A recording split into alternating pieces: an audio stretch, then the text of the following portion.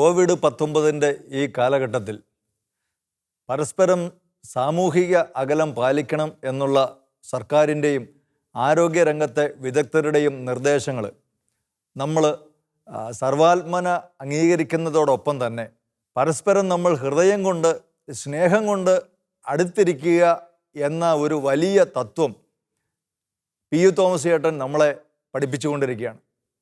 തീ പിടിച്ചവരുടെ കഴിഞ്ഞ 2 എപ്പിസോഡുകളിലായിട്ട് പരസ്പര സ്നേഹത്തിൻ്റെ ഒരു വലിയ ലോകത്തിലേക്ക് തോമസ് ചേട്ടൻ നമ്മളെ കൈപിടിച്ച് നടത്തിക്കൊണ്ടിരിക്കുക. തോമസ് ചേട്ടാ, തീ പിടിച്ചവരിലേക്ക് 3-ാമത്തെ എപ്പിസോഡിലേക്ക് സ്വാഗതം. തോമസ് ചേട്ടൻ്റെ ജീവിതം അനേകർക്ക് ഒരു പാഠപുസ്തകമാണ്. തോമസ് ചേട്ടൻ്റെ ജീവിതത്തിലൂടെ അനേകർക്ക് ദൈവവിളി ലഭിച്ചിട്ടുണ്ടെന്ന് ഞാൻ മനസ്സിലാക്കിയിട്ടുണ്ട്. അതുപോലെ തന്നെ നവജീവൻ പോലെയുള്ള ശുശ്രൂഷകൾ, അനേക ആത്മായ സഹോദരങ്ങൾ, ഭാര്യയും മക്കളും ഒക്കെ ഉള്ളവർ, അവർ വളരെ എളിയ തോതിൽ ഇതുപോലെയുള്ള ശുശ്രൂഷകൾ ആരംഭിച്ച് ഇന്ന് വളരെ ഭംഗിയായിട്ട് ഇതുപോലെയുള്ള ശുശ്രൂഷകൾ ചെയ്യുന്നുണ്ട്. തോമസ് ചേട്ടൻ്റെ ജീവിതം കണ്ട് ഇതുപോലെയുള്ള അനുഭവങ്ങളിലേക്ക് കടന്നു വന്നവരെക്കുറിച്ച് ചെറിയ വാക്കുകളിൽ ഒന്ന് പറയാൻ പറ്റുമോ? എൻ്റെ ജീവിതം കണ്ടുകൊണ്ട് വന്നിരിക്കുന്ന ഒരുപാട് ശുശ്രൂഷകരായ സഹോദരങ്ങളുണ്ട്. അത് തൊടുപുഴയിലെ ദിവ്യരക്ഷാലയം ടോമി, അതുപോലെ തന്നെ കോതമംഗലത്തുള്ള ലൗഹവും മാത്തപ്പൻ ചേട്ടൻ, പാലായിലുള്ള സന്തോഷിൻ്റെ മരിയൻ സദൻ, ഇടുക്കിയിലുള്ള രാജീവ് ബ്രദർ നടത്തുന്ന സ്നേഹമന്ദിരം, സോപ്രാംകുടി, അങ്ങനെ ഒത്തിരി സ്ഥാപനങ്ങളുണ്ടായി. ഒത്തിരി പേര് വ്യക്തിപരമായിട്ട് മറ്റുള്ളവരെ സഹായിക്കാൻ ഒരു വലിയ മാനസാന്തരം ഉണ്ടായി. ഒത്തിരി മെഡിക്കൽ സ്റ്റുഡൻസ്, നേഴ്സിംഗ് സ്റ്റുഡൻസൊക്കെ അവർ ജോലിയായപ്പോൾ ഇങ്ങനെയുള്ള ആതുരാലയങ്ങളെ സഹായിക്കുന്നവരുണ്ടായി. ഒത്തിരി നമ്മളോട് ശുശ്രൂഷ ചെയ്ത അച്ഛന്മാർ ഇങ്ങനെയുള്ള ശുശ്രൂഷകളെ സഹായിക്കുന്നവരുണ്ടായി. അങ്ങനെ ജീസസ് യൂത്തിൽ കൂടെയും പ്രാർത്ഥനയിൽ കൂടെയും കടന്നു വന്നവരുടെ വലിയ ഒരു സഹായ സേവനം ഇങ്ങനെയുള്ള സ്ഥാപനങ്ങൾക്കെല്ലാം ഉണ്ടായി. സ്ഥാപനങ്ങളിലെ ശുശ്രൂഷ കർത്താവ് ആരംഭിക്കുകയും അവരെ സഹായിക്കാനുള്ള സഹായികളെയും ദൈവം ഉണ്ടാക്കിക്കൊടുത്തു. അതായത് ഇപ്പം ഒരു ശുശ്രൂഷ ആരംഭിക്കുമ്പോൾ ആ ശുശ്രൂഷയ്ക്ക് വേണ്ടതെല്ലാം ഈശോ സമയാസമയങ്ങളിൽ തരും. ഒന്നും കണ്ടുകൊണ്ട് തുടങ്ങണ്ട, ഒന്നും നീക്കി വെച്ചുകൊണ്ട് തുടങ്ങണ്ട. അതാണല്ലോ നമ്മുടെ കത്തോലിക്ക സഭയിലെ വളരെയേറെ ശുശ്രൂഷ നയിക്കുന്ന ശാലോമും, അതുപോലെ നമ്മുടെ ഷക്കിനെ ടിവിയും സന്തോഷിൻ്റെ ശുശ്രൂഷയും എല്ലാം, അതുപോലെ മരിച്ചുപോയ കുറ്റിക്കലച്ചൻ്റെ ശുശ്രൂഷയും, ഇതെല്ലാം തന്നെ ഇതിൻ്റെ മാനേജ്മെൻറ്റ് ഈശോയാണ്. ഈശോ ഇതെല്ലാം അതിൻ്റെ സമയത്ത് കൊടുത്തുകൊണ്ടേയിരിക്കും. പക്ഷേ എന്നെ കേട്ടുകൊണ്ടിരിക്കുന്ന പ്രിയപ്പെട്ടവരെ, കൊടുക്കാനൊരു മനസ്സ് നിങ്ങൾക്കുണ്ടാകുക. നിങ്ങളുടെ അയൽവക്കങ്ങളിൽ വിഷമിക്കുന്നവർ എത്ര പേരുണ്ട്? അത്രയും പേർക്ക് നിങ്ങൾ ഒരു ദിവസം, ഏതെങ്കിലും ഒരു ദിവസം, ഞായറാഴ്ചയാണേലും നിങ്ങളൊരു അത്താഴം കൊണ്ട് കൊടുത്തേ. നിങ്ങൾ ചിക്കൻ മേടിക്കുമ്പം 10 കിലോ ചിക്കൻ മേടിച്ച് നിങ്ങളുടെ അയൽവക്കത്തെ 10 വീട്ടുകാർക്ക് കൊടുത്തേ. വീട്ടോട്ട് വരാൻ പറയണ്ട, ഒന്ന് കൊടുത്തേ. മീൻ മേടിക്കുമ്പോൾ ഇച്ചിരി മീൻകറി കൊടുത്തേ. അതുപോലെ തന്നെ പള്ളിയിൽ പോകാനോ അല്ലെ വഴിയെ നടക്കുന്ന പ്രായമുള്ള മാതാപിതാക്കൾക്ക് ഒരു പുതിയ വസ്ത്രം മേടിച്ചു കൊടുത്തേ. കൊച്ചു പിള്ളേരെ കാണുമ്പോൾ അവർക്കൊരു 100 രൂപ കൊടുത്ത്, മോനൊരു ഐസ്ക്രീം കഴിക്കുക. ഇഷ്ടമില്ലാത്ത ഒരു കൂട്ടുകാരനും കൂടെ കൊടുക്കുമോനെ. ആ കൊടുത്തുകൊണ്ടിരിക്കുന്ന ആ വഴിയും ആ പശ്ചാത്തലവും എത്ര വയസ്സ് കഴിഞ്ഞാലും അവനവൻ്റെ മനസ്സിൽ നിന്ന് മായത്തില്ല. നമ്മുടെ ഈശോ പറഞ്ഞ വാക്കുകൾ തന്നെ, കൊടുക്കുവിൻ നിങ്ങൾക്ക് ലഭിക്കും, അമർത്തി കുലുക്കി നിറച്ചളന്ന് അവർ നിങ്ങളുടെ മടിയിൽ ഇട്ടുതരും. കൊടുത്തോണ്ടിരുന്നാലേ കിട്ടുള്ളൂ. പക്ഷേ സാധാരണ മനുഷ്യരുടെ ഒരു കാഴ്ചപ്പാടെന്ന് പറഞ്ഞാൽ കൊടുത്താൽ തീർന്നു പോകും, പിന്നെ ഞങ്ങളെന്തോ എടുക്കും എന്നുള്ളത്. എനിക്കറിയാം, ഒത്തിരി സ്വത്തുള്ളവരൊന്നും കൊടുക്കുന്നില്ല, സ്വത്ത് കൊണ്ട് അവർ സ്വസ്ഥതയില്ലാതെ മരിക്കുന്നു. അതൊരു വലിയ ഒരു പാഠമാണ്. അതെ അതെ. സ്വത്ത് കൂട്ടിക്കൂട്ടി വന്നിട്ട് അവസാനം അവർക്ക് സ്വസ്ഥത ഇല്ല. മക്കള് എല്ലാം പല വഴിക്ക് പോകുന്നു. ഈ സ്വത്ത് കൊണ്ട് അവർ ആദ്യം കയറി ജീവിക്കുക. അതേസമയം തന്നെ ഈശോ കൊടുത്ത സ്വത്തിക്കൂട്ട് ഈശോ പറഞ്ഞു വിടുന്ന ഓരോരുത്തരെയും കാണുമ്പം അവർക്ക് ഇച്ചിരിച്ചാൽ കൊടുത്തോണ്ടിരുന്നേ. നമ്മുടെ ചുറ്റുപാടുകൾ കരഞ്ഞ് വിശന്ന് വേദനിക്കുന്ന മനുഷ്യരുണ്ട്. അവർ കരഞ്ഞാണ് ജീവിക്കുന്നത്. അവർ വെളുപ്പിനേറ്റ് കരയുക ചെയ്യുന്നത്. ഞാൻ മെഡിക്കൽ കോളേജിൽ നിൽക്കുമ്പോൾ കാണാം എത്ര പേരാ വന്ന് കരയുന്നത്. ഈ സമയത്ത് വാടക കൊടുക്കാൻ നിവൃത്തിയില്ലാതെ എത്ര പേരോ കരയുന്നത്. വാടകയ്ക്ക് ഒരു കുറവും വരുത്തുന്നില്ലല്ലോ, ഇല്ലേ? നാട്ടിൽ ഇഷ്ടംപോലെ ദൈവം സമ്പത്ത് കൊടുത്തിട്ടുണ്ട്. ആ പാവം ആ വീട്ടിലെ ഒരു 2-3 മാസം വാടക മേടിക്കണ്ടേന്നൊന്ന് വിചാരിക്കാമല്ലോ. ഈ സമയത്ത് വേണം നമ്മൾ കൊടുക്കേണ്ട സമയം. നമ്മുടെ പ്രത്യേകിച്ച് തോമസ് ചേട്ടാ, ഈ കോവിഡിൻ്റെ ഈ കാലഘട്ടത്തിൽ നമ്മൾ അറിയാത്ത ഒത്തിരി പേര് അവർക്ക് സമൂഹത്തിലുള്ള ഒരു മാന്യതയും വിലയൊക്കെ ഉണ്ടല്ലോ. അതുകൊണ്ട് ആരുടെ അടുത്തും ചെന്ന് ചോദിക്കാനായിട്ട് ഒരു പക്ഷേ അവർക്ക് മനസ്സ് വന്നില്ല എന്ന് വരും. അവരെല്ലാം നവജീവനി വരുന്നുണ്ട്. അതെ, അങ്ങനെയുള്ളവരെ നമ്മൾ കണ്ടെത്തി കൊടുക്കുക. അതായത് അവർക്ക് പാല് നിർത്താൻ മേല, പത്രം നിർത്താൻ മേല, കറണ്ട് ചാർജ് അടയ്ക്കാതിരിക്കാൻ പറ്റിയില്ല, പക്ഷെ ജീവിക്കാൻ നിവൃത്തിയില്ല. 8-10 ഏക്കർ സ്ഥലമുണ്ട്, റബ്ബറാണ്, ഒരു വരുമാനമില്ല, വീട്ടിലൊരാൾക്ക് ജോലിയില്ല. ഇവരൊക്കെ നമ്മുടെ നവജീവനി വരുമ്പോൾ നമ്മൾ ഒരു ചാക്കരിയും പലവ്യഞ്ജന സാധനവും കുറച്ച് പൈസയും കൊടുത്തു വിടുക. ആത്മഹത്യയുടെ മുമ്പിൽ നിൽക്കുന്ന പല അഭിമാനികളുണ്ട്, അവർക്ക് യാതൊരു നിവൃത്തിയില്ല. അപ്പം അങ്ങനെയുള്ളവരെ കണ്ടെത്തിയൊക്കെ അവരുടെ ബന്ധുജനങ്ങളും സുഹൃത്തുക്കളും ഒക്കെ ചെന്ന് കൊണ്ടുപോയി കൊടുക്കേണ്ടതാണ്. ഈ കൊറോണയുടെ ഈ സമയത്ത് തോമസ് ചേട്ടാ ഒത്തിരി ശുശ്രൂഷകരായിട്ടുള്ള സഹോദരങ്ങൾ ഉണ്ട്, ഒത്തിരി ആത്മായ ശുശ്രൂഷകർ സഭയിൽ തങ്ങളുടെ ജീവിതം മുഴുവൻ കർത്താവിന് വേണ്ടി കൊടുത്തവര്, 10-20 വർഷങ്ങൾക്ക് മുമ്പ്, 10-30 വർഷങ്ങൾക്കൊക്കെ മുമ്പ് ശുശ്രൂഷയിലേക്ക് ജീവിതം സമർപ്പിച്ചവർ, അവരാരും വലിയ സമ്പന്നരൊന്നും ആയിട്ടില്ല. ഓരോ ദിവസം കിട്ടുന്നത് കൊണ്ടൊക്കെയാണ് അവരുടെ കാര്യങ്ങൾ അങ്ങ് നടന്നു പോയി എന്നുള്ളത്. ദൈവം അവരെ നടത്തിക്കൊണ്ടിരുന്നു. ഈ സമയത്ത് ഒത്തിരി കഷ്ടപ്പെടുന്ന ഒത്തിരി പേരുണ്ട്. അങ്ങനെയുള്ളവർക്ക് വേണ്ടി തോമസ് ചേട്ടൻ ഒത്തിരി കാര്യങ്ങൾ ചെയ്യുന്നു എന്നറിയാൻ കഴിഞ്ഞതിൽ വാസ്തവത്തിൽ കർത്താവിന് ഒത്തിരി നന്ദി പറയുക. തോമസ് ചേട്ടൻ ആ കഥകളൊക്കെ നവജീവനിൽ നിന്ന് ശുശ്രൂഷ ചെയ്ത എൻ്റെ പ്രിയപ്പെട്ട മകനാണ് കുമളി തോമസ്. തോമസിനെ എനിക്കറിയാം. തോമസ് ഇവരുടെ എല്ലാവരുടെയും കാര്യം എന്നോട് പറയും, മോനെ എത്ര അരി വേണം ഞാൻ വന്നേച്ചാൽ മതി, എത്ര പേർക്ക് വേണമെങ്കിലും കൊടുക്കാം. അങ്ങനെ വളരെ പേർക്ക് നമ്മൾ കൊടുത്ത് അവരെല്ലാം വിളിച്ചു. അവർക്കൊക്കെ വലിയൊരു സന്തോഷമായിരുന്നു. അപ്പം ഞാൻ പറഞ്ഞു, മോനെ നമുക്ക് ഇനിയും കൊടുക്കാം, എത്ര പേരുണ്ടെങ്കിലും കൊടുക്കാം. അവർക്ക് പുറത്ത് മിണ്ടാൻ മേല, ചെല്ലാൻ മേല, വിൻസെൻ്റ് ഇപ്പോൾ ചെല്ലത്തില്ല, പിരിവെടുക്കാൻ പറ്റിയല്ല, സങ്കടം കേൾക്കാൻ ആരുമില്ല, സങ്കടം പറഞ്ഞാലും കേൾക്കാനും. കാരണം ശുശ്രൂഷകർ അനേകരുടെ കണ്ണുനീര് ഒപ്പിക്കൊണ്ടിരുന്നവരാണ്. ഇനി ഇവരുടെ കണ്ണുനീര് ആരൊപ്പും എന്നുള്ള ഒരു അവരുടെ കണ്ണുനീര് നമ്മൾ ഒപ്പണം. കാരണം അവർ സഭയ്ക്ക് വേണ്ടി, ദൈവത്തിന് വേണ്ടി, അനേകരുടെ മാനസാന്തരത്തിന് വേണ്ടിയല്ലേ അവരുടെ ജീവിതം. അപ്പോൾ ഈ സമയത്ത് നമ്മൾ അവരെ സഹായിക്കേണ്ടതാണ്. തോമസ് ചേട്ടാ, ഈ കാര്യത്തിൽ 2 അഭിപ്രായങ്ങളുണ്ട്. ഒന്ന്, ശുശ്രൂഷകരായിട്ടുള്ള സഹോദരങ്ങൾ പ്രത്യേകം ശ്രദ്ധിക്കേണ്ട ഒരു കാര്യം, ഒന്ന് നമ്മൾ ദൈവത്തിൽ മാത്രം ആശ്രയിക്കുക, മനുഷ്യരിൽ ആശ്രയിക്കാതിരിക്കുക.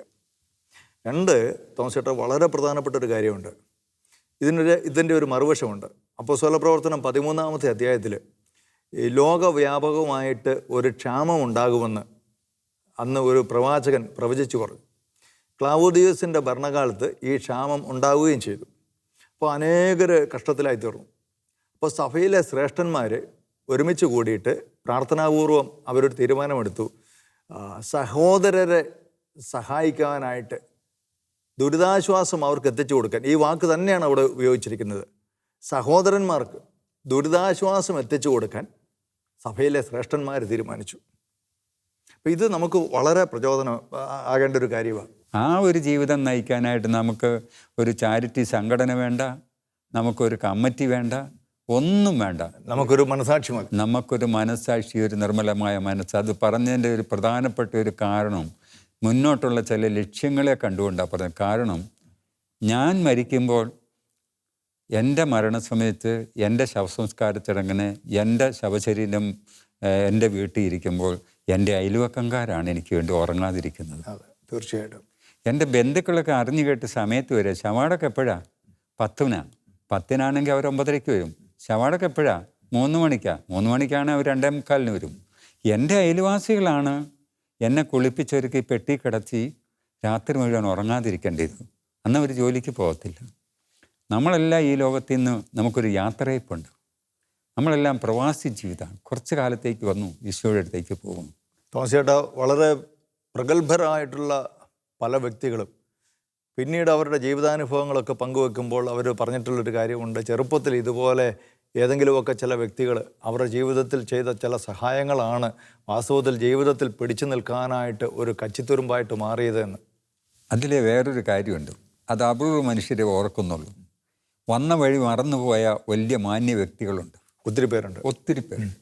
നമ്മൾ തന്നെ പല അച്ഛന്മാരോടും സിസ്റ്റേഴ്സിനും ഒക്കെ പറഞ്ഞ് പല പിള്ളേരെ നേഴ്സിംഗിന് പഠിപ്പിക്കുകയൊക്കെ ചെയ്ത് വിദേശത്ത് പോയി വന്നു. ആ സഹായം നൽകിയവരെ ഒന്ന് കാണാൻ താല്പര്യമില്ല.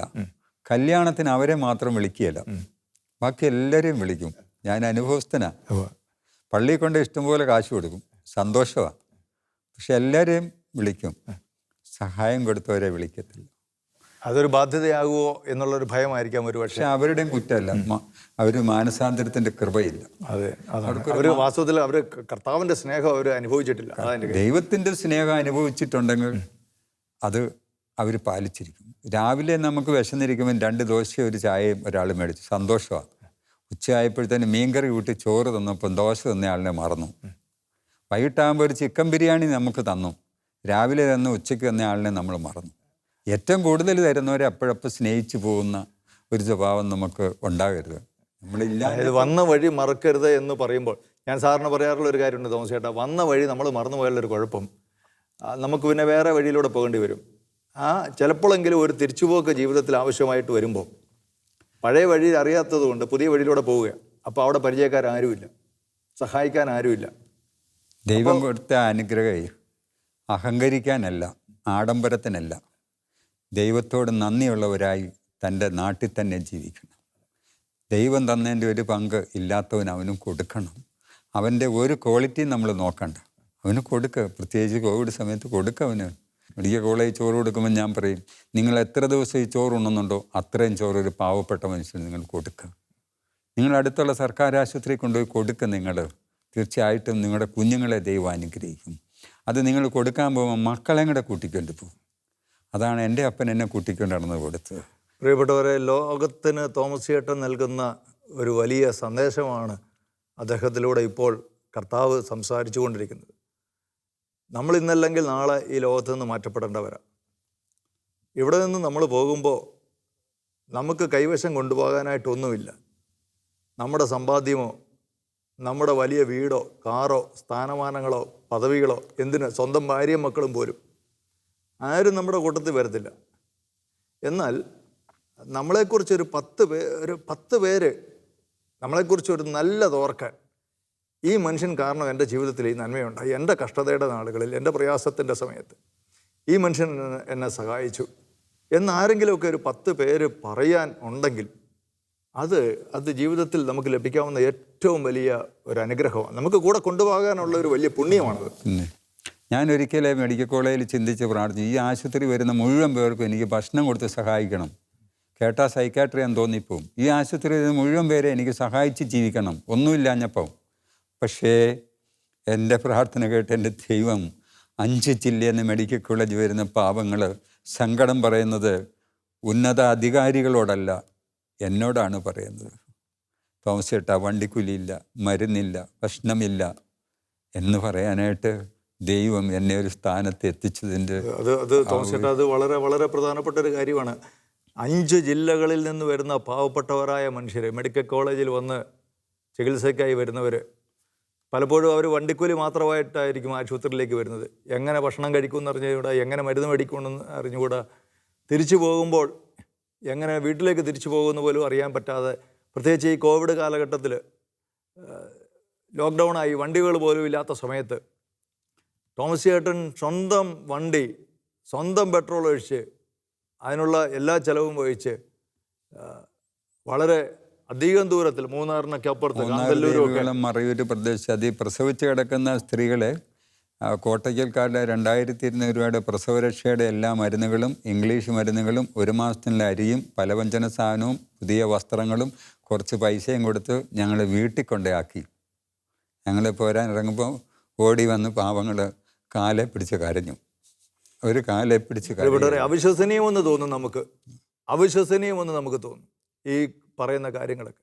പക്ഷേ ഈ വർത്തമാന കാലഘട്ടത്തിൽ, ഈ കോവിഡിൻ്റെ ഈ മഹാമാരിയുടെ ഈ കാലഘട്ടത്തിൽ ഇതുപോലെയുള്ള തോമസ് ചേട്ടനെ പോലെയുള്ള മനുഷ്യർ നമ്മുടെ ഇടയിലുണ്ട് എന്നുള്ളതാണ് വാസ്തവത്തിൽ ഈ ലോകത്തിൻ്റെ പുണ്യമെന്ന് പറയും. ഈ ലോകത്തിൻ്റെ നിലനിൽപ്പിൻ്റെ പോലും ഒരു കാരണം ഇതുപോലെയൊക്കെയുള്ള മനുഷ്യർ അവിടെ ഇവിടെയൊക്കെ ഉണ്ടെന്നുള്ളത്. ഉച്ചയ്ക്ക് ചോറ് അവർക്ക് കൊടുത്തിട്ട് വൈകിട്ടത്തേനുള്ള ചോറും കറിയും കൂടെ പാക്ക് ചെയ്താണ് കൊടുത്തു വിടുന്നത്. കാരണം അവിടെ ചെന്ന് വെക്കണ്ട. ആ പാവങ്ങൾ ഞങ്ങളുടെ ഓരോരുത്തരുടെയും കാലെ പിടിച്ച് കരഞ്ഞുകൊണ്ട് നന്ദി പറഞ്ഞു. ഞങ്ങൾ 86 അധികം ആളുകളെ വീടുകളിൽ കൊണ്ടാക്കി കോവിഡ് കാലത്ത്.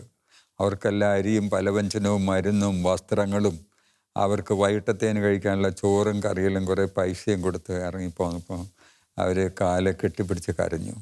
തോമസ് ചേട്ടാ, ശരിക്കും നമ്മൾ ഈ കൊടുക്കുവിൻ നിങ്ങൾക്ക് ലഭിക്കും എന്ന് കർത്താവ് പറഞ്ഞത് അക്ഷരം പ്രതി അത് സത്യമാണെന്ന് തോമസ് ചേട്ടന് ഈ ഓരോ ദിവസവും ഇതിങ്ങനെ അറിഞ്ഞുകൊണ്ടിരിക്കുകയാണ് അല്ലേ? അതെ, നമ്മൾ കൊടുക്കാൻ തുടക്കുക. കാരണം ദൈവസന്നിധിയിൽ നേരം വെളുക്കുമ്പോൾ മുതൽ കരയുന്നവരുണ്ട്. മരുന്നിന് മാർക്കില്ല, ആഹാരത്തിന് മാർക്കില്ല എന്ന് പറഞ്ഞു. അങ്ങനെയുള്ളവർക്ക് കൊടുക്കാൻ ആഗ്രഹിക്കുമ്പോൾ മൂന്നാമതൊരാളിൽ കൂടെ ദൈവം നമുക്ക് തരികയും അവർ വന്ന് നിൽക്കുന്ന സ്ഥലത്ത് നമ്മൾ ചെല്ലുകയും നമ്മൾ നിൽക്കുന്ന സ്ഥലത്ത് അവർ വന്നുകയും ചെയ്യുന്ന ഒരു വലിയൊരു സംഗമം തന്നെ ദൈവം ഒരുക്കി തരുന്നുകൊണ്ടേയിരിക്കും. ഞാൻ ഒരുപാട് അനുഭവങ്ങൾ എനിക്ക് പറയാനുണ്ട്, എത്ര പറഞ്ഞാലും തീരത്തില്ല. ഒരു പ്രസവവാടിയിൽ നിന്ന് ഒരു അമ്മച്ചി വന്നിട്ട് കഴിഞ്ഞു, മോക്ക് ഇച്ചിരി മരുന്ന് മേടിക്കണം, പൈസ ഇല്ല. ഫോണിൽ വിളിച്ചു. അപ്പം ഞാൻ പറഞ്ഞു, അമ്മച്ചി ഞാൻ പൈസയൊക്കെ തരാം, എവിടെ കാണും? ഉച്ചയ്ക്ക് ക്യാൻസർ വാർഡിൻ്റെ അവിടെ ഞാൻ തുണി അലക്കി വിരിക്കാൻ വരും, അപ്പം തോമസ് ചേട്ടൻ അവിടെ വന്നാൽ മതി. അപ്പോൾ ഞാൻ പറഞ്ഞു ഞാൻ വരാം. ഞാൻ ഉച്ചയ്ക്ക് തുണി അലക്കി വിരിച്ചെടുത്തോട്ട് ഞാനങ്ങ് നടന്ന് ചെല്ലുമ്പോൾ ഒത്തിരി തടസ്സങ്ങൾ, ഒത്തിരി പേര് എന്നോട് വർത്തമാനം പറയാം. പക്ഷേ അമ്മച്ചിക്ക് കൊടുക്കാൻ ഇച്ചിരി പൈസ മടിയിരിക്കുക. പക്ഷെ ഞാനങ്ങ് അടുത്തടുത്ത് ചെല്ലുമ്പോൾ ഈ വർത്തമാനം പറച്ചില്ല. ഓരോരുത്തർ സങ്കടം പറയുന്നത് എന്നോടാണ്. പക്ഷേ ആ കുറച്ചടുത്ത് ചെന്ന് കഴിഞ്ഞപ്പോൾ ഞാൻ കണ്ടത് വെയിലത്തിരിക്കുക അമ്മച്ചി എന്നെ കാണാനായിട്ട്. അമ്മച്ചിയുടെ തലയ്ക്ക് മുകളിൽ കൂടെ ഒരു കാക്ക പറന്നുപോയി. കാക്കയുടെ വായിക്കകത്തുനിന്ന് ഒരു പൊതിക്കെട്ട് അമ്മച്ചിയുടെ മിന്നെ വീണു. അമ്മച്ചി ആ പൊതിക്കെട്ടെടുത്തു. റബ്ബർ ബാൻഡ് ഇട്ട ഒരു പൊതിക്കെട്ട. ആ പൊതിക്കെട്ട് നിറയും പൈസയാണ്. 3700 രൂപ. ഞാൻ അമ്മച്ചിയുടെ അടുത്ത് ചെന്നപ്പോൾ അമ്മച്ചി പറഞ്ഞു, പ്രാർത്ഥന കേട്ട് ദൈവം കടുങ്കാപ്പ് കുടിക്കാൻ കാശില്ലായിരിക്കായിരുന്നു തോമസ് ചേട്ടാ. ഇതിൽ നിന്ന് 3700 രൂപ അമ്മച്ചി ഏതാണ്ട് 1000-1500 രൂപ നിർബന്ധിച്ച് എനിക്ക് തന്നു. അതായത് ഏലിയാവിന് കാക്കകളുടെ കയ്യിൽ അപ്പം കൊടുത്തു വിട്ടതായിട്ട് വേദപുസ്തകത്തിൽ നമ്മൾ വായിക്കുന്നുണ്ട്. ആ കാക്ക ഇന്നും ഉണ്ട്. കാക്ക കൊത്തിക്കൊണ്ട് വന്ന അമ്മച്ചിയുടെ തലയ്ക്ക് മുകളിൽ നിന്ന് കാക്കയുടെ വാകഴച്ചു. വാകഴച്ചപ്പോഴത്തേനും താഴെ വീണു. അപ്പം അതിൻ്റെ എല്ലാം ടൈമിങ്ങാണ് ഭയങ്കരം. ഈശോ നമുക്ക് തരുന്ന ആ ടൈമിങ്. കാരണം ആ നേരത്തെ ഞാൻ ചെല്ലാനും അമ്മച്ചി അവിടെ ഇരിക്കാനും കാക്ക അതിലെ പറന്നു വരാനും കാക്കയുടെ വാകഴിച്ചത് താഴെ വീഴാനും ഒക്കെ. അപ്പം കർത്താവിൻ്റെ ക്രമീകരണം എന്ന് പറഞ്ഞാൽ അത് വലിയ ക്രമീകരണമാണ്. അതായത് നമ്മൾ പല ആവശ്യങ്ങൾക്കും വേണ്ടി പ്രാർത്ഥിക്കണമെന്നും പറഞ്ഞ് ഒത്തിരി പേര് വരും. പക്ഷേ എൻ്റെ ആഗ്രഹം അവിടെ തോമസേട്ടാ ആ അമ്മച്ചിയുടെ വലിയ മനസ്സ് അതൊരു വലിയ പ്രധാനപ്പെട്ട കാര്യം. വേണമെങ്കിൽ അമ്മച്ചിക്ക് വേണമെങ്കിൽ ഇത് ഒളിപ്പിച്ച് വെക്കാമായിരുന്നു. അമ്മച്ചി പ്രാർത്ഥിച്ചുകൊണ്ടിരുന്നു. അതുപോലെ ജീവിക്കാൻ വേണ്ടി ഞാൻ പറയും, ജീവിക്കാൻ വേണ്ടി അധികം പ്രാർത്ഥിക്കേണ്ട, പ്രാർത്ഥിക്കാൻ വേണ്ടി അധികം ജീവിച്ചാൽ ജീവിക്കാനുള്ളതെല്ലാം ദൈവം തരും. നമുക്ക് അർഹതയില്ലാത്തതെല്ലാം ദൈവം തരും.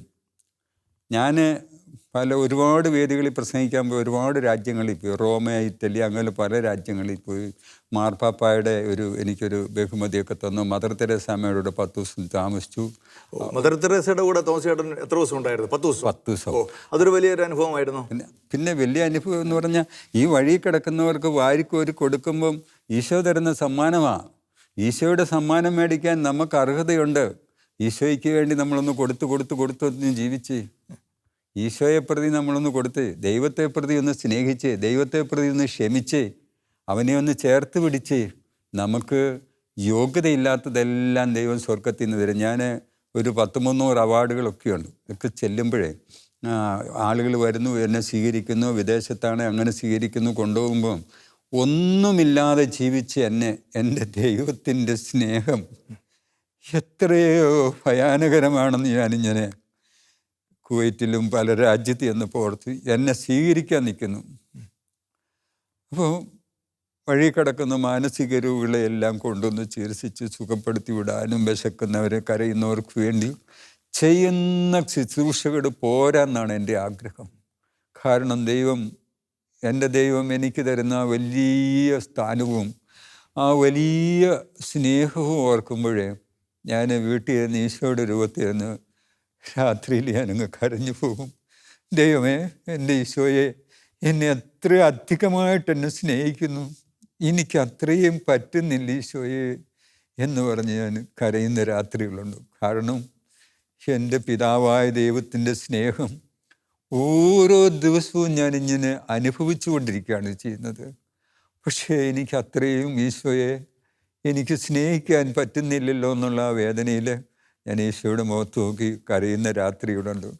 എൻ്റെ കർത്താവായ ദൈവം ഏതെല്ലാം വേദികളിൽ എന്നെ സ്വീകരിച്ചിരിക്കുന്നു, ഏതെല്ലാം അവാർഡുകൾ എനിക്ക് തന്നിരിക്കുന്നു. ജോലി കഴിഞ്ഞപ്പോൾ, മെഡിക്കൽ കോളേജ് ജോലി കഴിഞ്ഞപ്പോൾ മന്ത്രിസഭാ യോഗം കൂടി തീരുമാനിച്ചു PU തോമസിന് 1 വർഷം കൂടെ ജോലി നീട്ടിക്കൊടുക്കണം. എല്ലാ മന്ത്രിമാരും സമ്മതിച്ച് സ്പെഷ്യൽ ഓർഡർ ഇട്ടാണ് കർത്താവ് എനിക്ക് 1 വർഷം കൂടെ.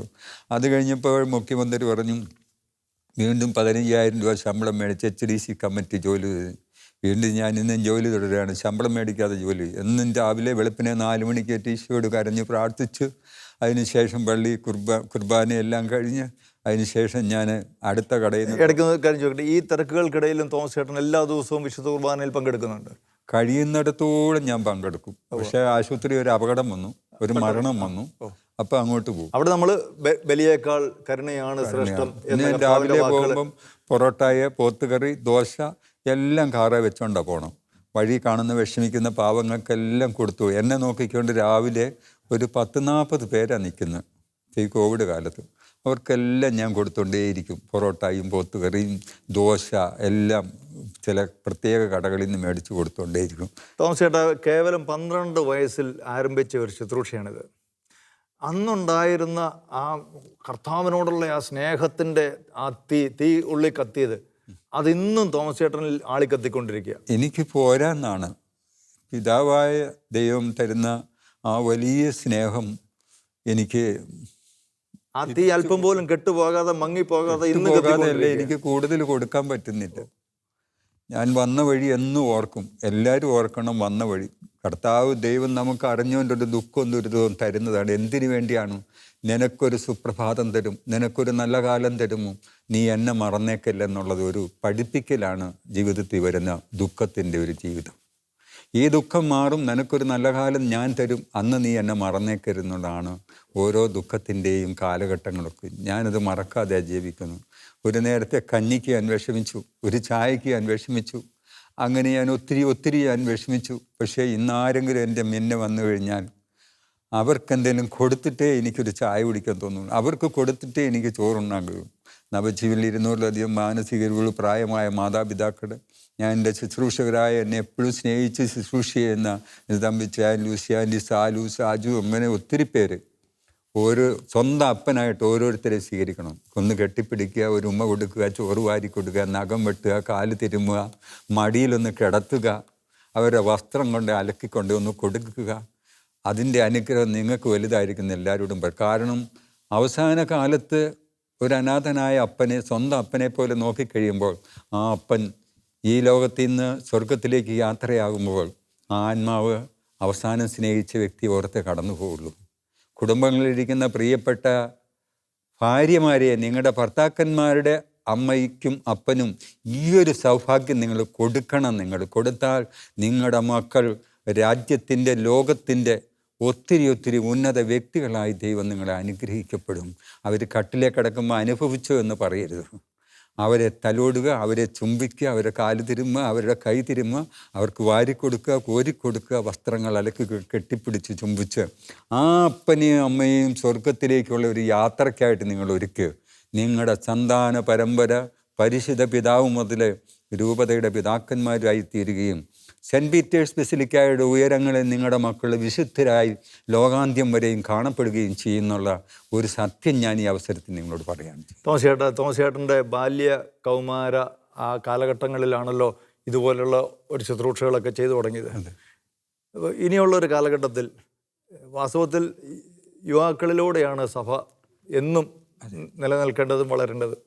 അപ്പം അങ്ങനെ നമ്മുടെ യുവത്വത്തിന് തോമസ് ചേട്ടന് കൊടുക്കാനുള്ള ഒത്തിരി കോളേജ് വഴി പ്രസംഗിക്കാൻ പോകുന്നുണ്ട്. പ്രസംഗം കഴിഞ്ഞാൽ ഞാൻ സ്റ്റേജിൽ നിന്ന് ഇറങ്ങിപ്പോയല്ല. ഞാൻ എവിടെ ചെന്നാലും പിള്ളേർ കൂവത്തില്ല, മക്കളെ എന്ന് വിളിച്ചാൽ തുടങ്ങുന്നത്. അത് കഴിഞ്ഞ് ഞാൻ അവരുടെ ഇടയിലോട്ട് ഇറങ്ങി കെട്ടിപ്പിടിക്കും. മോൻ വലിയ ആളാകണം, മോൻ പാവങ്ങളെ സഹായിക്കണം, നവജീനി വരണം, മോനെ കല്യാണമൊക്കെ ആകുമ്പോൾ പറയണം, മക്കളാകുമ്പോൾ വരണം, മോനെ കാണണം, മോൻ നല്ല ആളാകണം, നാട്ടിൽ ഏറ്റവും നന്മ ചെയ്യുന്ന വ്യക്തിയാകണം. അങ്ങനെ അവരെ കെട്ടിപ്പിടിച്ചോണ്ട് പറയും. ധാരാളം ചെറുപ്പക്കാരായ മക്കൾ വിദേശത്ത് ജോലി ചെയ്യുന്നുണ്ട്. ഞാൻ അവിടെയൊക്കെ ചെന്നപ്പോൾ അവർ വീടുകളിലായിരുന്നു താമസം.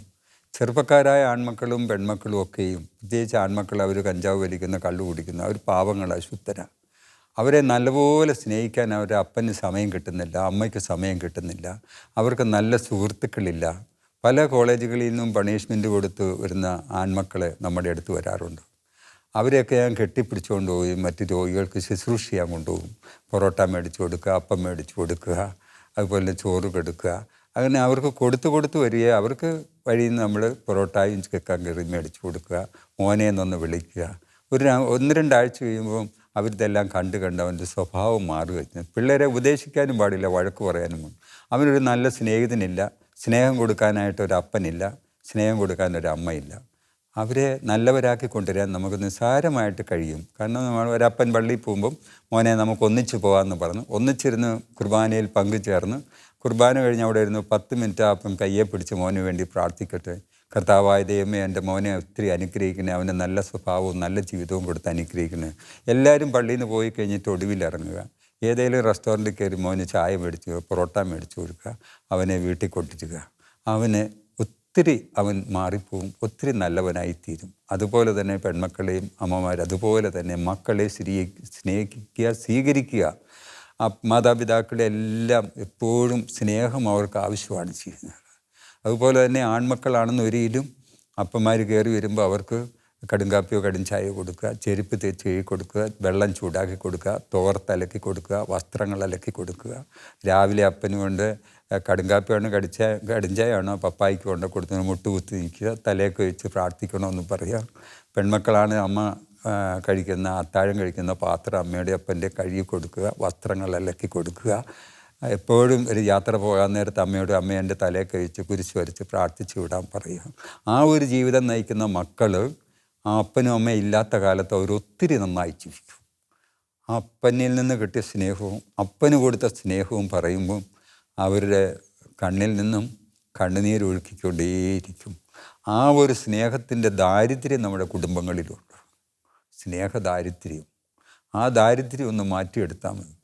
ഒരപ്പൻ എന്ത് ചെയ്യണം, അമ്മ എന്ത് ചെയ്യണം, മകൻ എന്ത് ചെയ്യണം, മകൾ എന്ത് ചെയ്യണം, ഇങ്ങനെയൊക്കെ നിങ്ങളൊന്ന് സ്വീകരിക്കാമെങ്കിൽ നിങ്ങളുടെ കുടുംബം സ്വർഗമായി മാറിക്കൊണ്ടേയിരിക്കുകയും ചെയ്യും.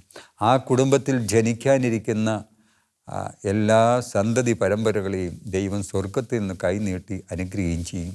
അവിടെ അൽഫോൻസാമയും ഫ്രാൻസിസ് അസീസിയും ചാവറയച്ചനെ പോലുള്ള വിശുദ്ധർക്ക് ജന്മം കൊടുക്കാൻ ദൈവം സ്വർഗത്തിൽ നിന്ന് ഏത് കുടുംബമാണെന്ന് തിരഞ്ഞുകൊണ്ടേയിരിക്കുകയാണ്. ദൈവം തിരഞ്ഞെടുക്കപ്പെടുന്ന മാതാപിതാക്കളുടെ കുടുംബത്തിലേക്ക് ആണ് വിശുദ്ധർക്ക് ഈശോ ജന്മം കൊടുക്കുന്നത്. അവരാണ് സഭയിലൂടെ പിതാക്കന്മാരും വൈദികരും സുവിശേഷകരും ലോകാരാധ്യകളും മകൾ വ്യക്തികളും സൽക്കർമ്മികളും സൽസ്വഭാവികളും ധനികരും ധർമ്മിഷ്ഠരുമായി യുക്കാന്ത്യം വരെയും അവരുടെ നാമം നാടിന് അനുഗ്രഹിക്കപ്പെടും, സഭയ്ക്ക് അനുഗ്രഹിക്കപ്പെടും. തോമസേട്ടൻ സ്വന്തം ജീവിതത്തിലൂടെ നമ്മുടെ സമൂഹത്തിൻ്റെ എല്ലാ തുറകളിലുമുള്ളവർക്ക് വേണ്ട ഉപദേശങ്ങൾ, വാസ്തവത്തിൽ ഇത് കേവലം ഉപദേശമല്ല, തോമസേട്ടൻ്റെ ജീവിതമാണ്. ആ ജീവിതം അങ്ങ് തുറന്ന് പങ്കുവച്ചു എന്നുള്ളത്. അതെ, ഈ ജീവിത അനുഭവങ്ങളിലൂടെ പ്രിയപ്പെട്ട സഹോദരങ്ങളെ, ഈ അനുഭവങ്ങൾ നമ്മൾ കേട്ടുകൊണ്ടിരിക്കുമ്പോൾ ഇപ്പോൾ എന്നെ സംബന്ധിച്ചിടത്തോളം എനിക്ക് പറയാൻ ഇത്രയേ ഉള്ളൂ. ആരാണ് എൻ്റെ അയൽക്കാരൻ എന്ന ചോദ്യത്തിന്, നിയമജ്ഞൻ്റെ ചോദ്യത്തിന് ഈശോ നല്ല സമരിയക്കാരൻ്റെ ആ കഥ പറഞ്ഞു കൊടുത്തു. എന്നിട്ട് അവസാനം ഈ നിയമജ്ഞനോട് ഈശോ ഒരു കാര്യം പറഞ്ഞു, നീയും പോയി അതുപോലെ ചെയ്യുക. പ്രിയപ്പെട്ട സഹോദരങ്ങളെ, വാസ്തവത്തിൽ തോമസ് ചേട്ടൻ്റെ ഈ കഥ ഇവിടെ നമ്മൾ വൈൻഡപ്പ് ചെയ്യുമ്പോൾ നമുക്ക് പറയാനുള്ള ഒരൊറ്റ കാര്യമേ ഉള്ളൂ, നീയും പോയി അതുപോലെ ചെയ്യുക. തോമസ് ചേട്ടാ, കൂടുതലായിട്ട് വാസ്തവത്തിൽ ഞങ്ങൾക്ക് നന്ദി പറയാനായിട്ട് വാക്കുകളില്ല. ഷെക്കന ടെലിവിഷൻ്റെ പേരിലും നമ്മുടെ എല്ലാ ശുശ്രൂഷകരുടെ പേരിലും നമ്മുടെ ലോകമെങ്ങുമുള്ള പ്രേക്ഷകരുടെ പേരിലും തോമസ് ചേട്ടന് ഒത്തിരി നന്ദി അർപ്പിക്കുന്നത് വാസ്തവത്തിൽ വാക്കുകൾ കൊണ്ട് മാത്രം. ഞങ്ങളുടെ പ്രാർത്ഥന എന്നും തോമസ് ചേട്ടൻ്റെ കൂടെയും നവജീവൻ്റെ കൂടെ ഉണ്ടാകും. തോമസ് ചേട്ടൻ്റെ പ്രാർത്ഥനയിൽ ഷെക്കന ടെലിവിഷനെയും നമ്മുടെ പ്രേക്ഷകരെയും ഓർത്ത് പ്രാർത്ഥിക്കുമെന്ന് ഞങ്ങൾക്കറിയാം. കർത്താവ് നമ്മെ ധാരാളമായി അനുഗ്രഹിക്കട്ടെ. എല്ലാ അനുഗ്രഹങ്ങളും ഈ TV പ്രോഗ്രാമിനുണ്ടാകട്ടെ എന്ന് പ്രത്യേകമായിട്ട് പ്രാർത്ഥിക്കുന്നു. അതേപോലെ തന്നെ എന്നെ കണ്ടുകൊണ്ടിരിക്കുന്ന ഒത്തിരി സ്നേഹം നിറഞ്ഞ ദൈവത്തിൻ്റെ മക്കളാകുന്ന മാതാപിതാക്കളെ, അവരുടെ മക്കളെ, കുഞ്ഞുമക്കളെ, നമുക്കൊത്തിരിയേറെ ദൈവസ്നേഹത്തിലൊന്ന് ജീവിക്കാൻ തുടങ്ങാം. ദൈവസ്നേഹത്തിൽ നമ്മുടെ നാട് ഉണരട്ടെ, സഭ ഉണരട്ടെ, നമുക്കും ഉണർന്ന് ജീവിച്ച് സ്വർഗീയ യാത്രയ്ക്കായിട്ട് നമുക്കൊരുങ്ങാം. Praise the Lord. Praise the Lord.